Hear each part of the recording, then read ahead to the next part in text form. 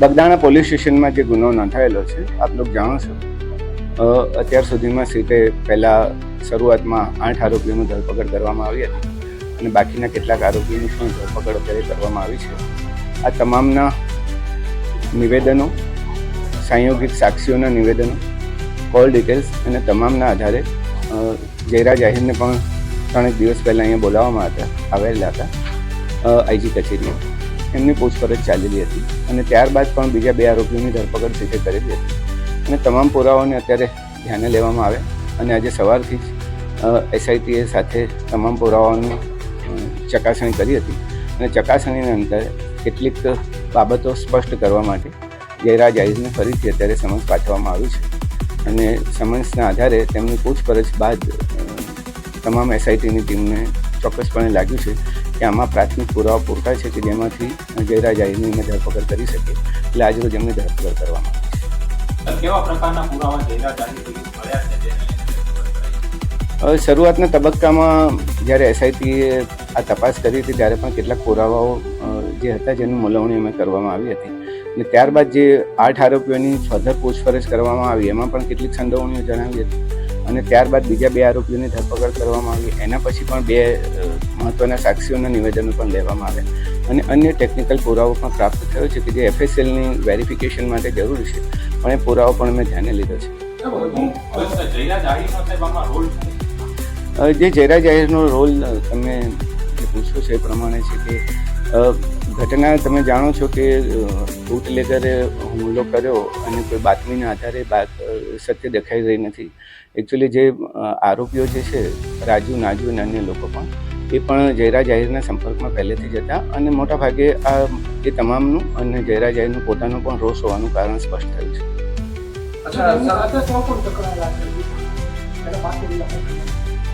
અત્યાર સુધીમાં મોટાભાગના આરોપીઓની ધરપકડ કરી લીધી છે. ટેકનિકલ ડિટેલ્સના આધારે પણ શક્ય છે કે કેટલાક આરોપીઓ મળી શકે અથવા તેમનો પુરાવો અમારે વેરીફાઈ કરવા. તત્કાલીન પીઆઈ ડીવી ડાંગરનો શું આમાં બેદરકારી ભર્યો રોલ છે? એ હજી અંતરંગ વિષય છે, આંતરિક વિષય છે. અમે તપાસ કરી રહ્યા છીએ કે ખરેખર શું થયું હતું એ વખતે. હાલ પૂરતું અમારું ફોકસ ઇન્વેસ્ટિગેશન પર હતું. ઓલરેડી જે આપણે કલમો દાખલ કરી છે 120B પણ દાખલ કરી છે, 307 પણ જૂની કલમો જે દાખલ કરી છે આપણે એ મુજબનો ગુનો દાખલ કરવામાં આવ્યો.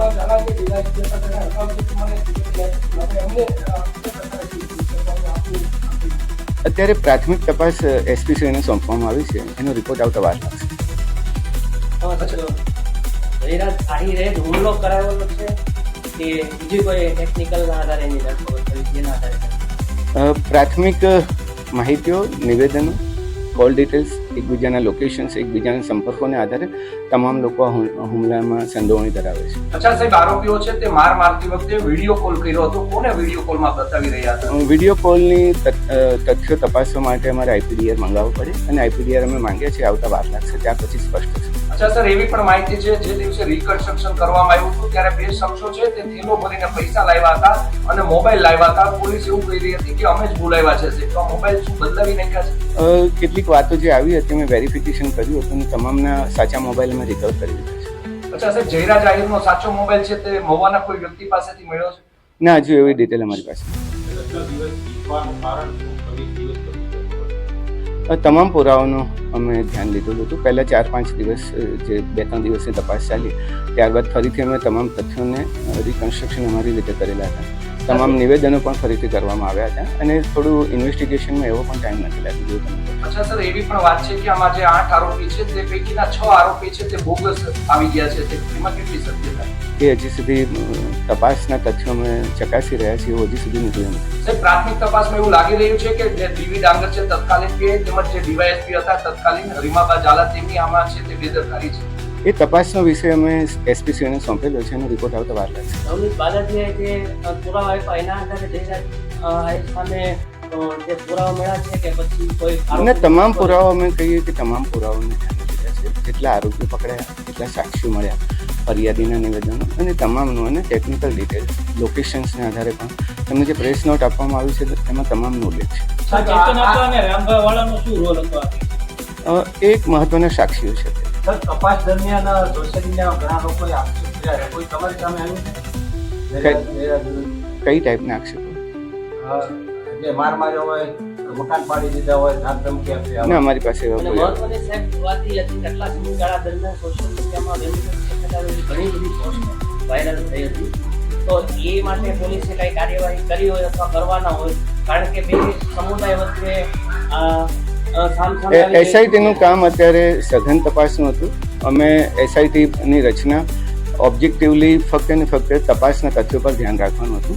લોકલ પોલીસ ડેફિનેટલી કાર્યવાહી કરશે. સાહેબ એક પરિવાર આરોપીના પરિવારજનો જોડાયા તેમના ઘરે પોલીસ અધિકારી પણ ગયા હતા.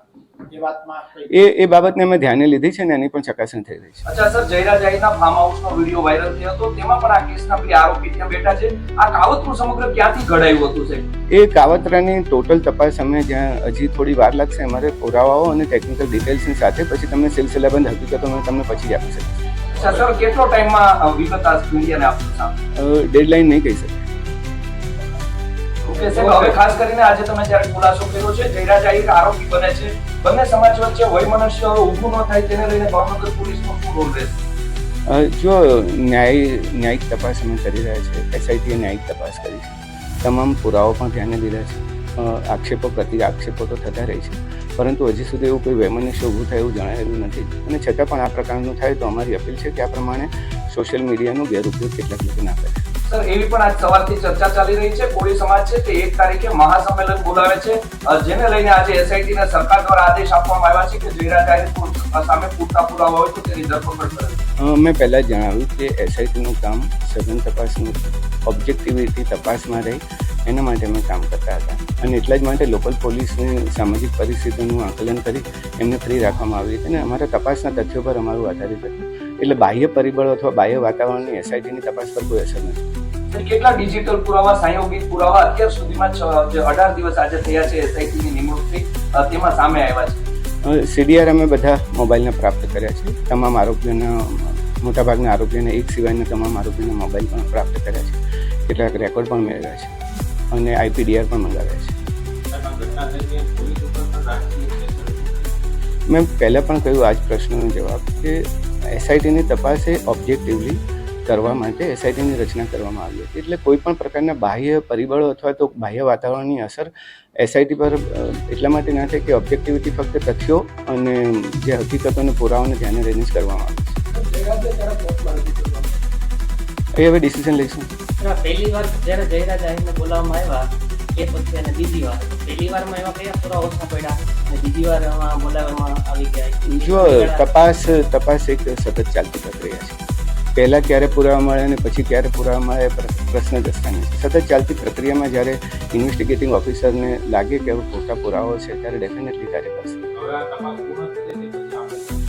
જુઓ જ મહત્વનો પુરાવો ટેકનિકલ સોર્સ છે કે પછી આરોપી પકડાય એના પછી? મને એવું લાગે છે કે લગભગ મેં બધું આપી દીધું છે. તમે એકવાર જ્યારે પ્રેસ નોટ વાંચશો તો ઘણા બધા પ્રશ્નોના ઉત્તર તમને મળી શકશે. અચ્છા સાહેબ, આમાં માયાભાઈ આહીરનો કોઈ રોલ છે કે નહીં હુમલો કરાવવા પાછળ? કોઈ એ પ્રકારનો રોલ હજી સુધી બાકીના જે પુરાવા પ્રાપ્ત થયા છે એમાં આ પ્રકારના રોલની કોઈની ચર્ચા નથી. તમે કોઈના પણ નામ પૂછી શકો છો. પણ જે અત્યારે હાલમાં આરોપીઓ જે પકડાયા છે એ લોકોનો રોલ છે. Thank you.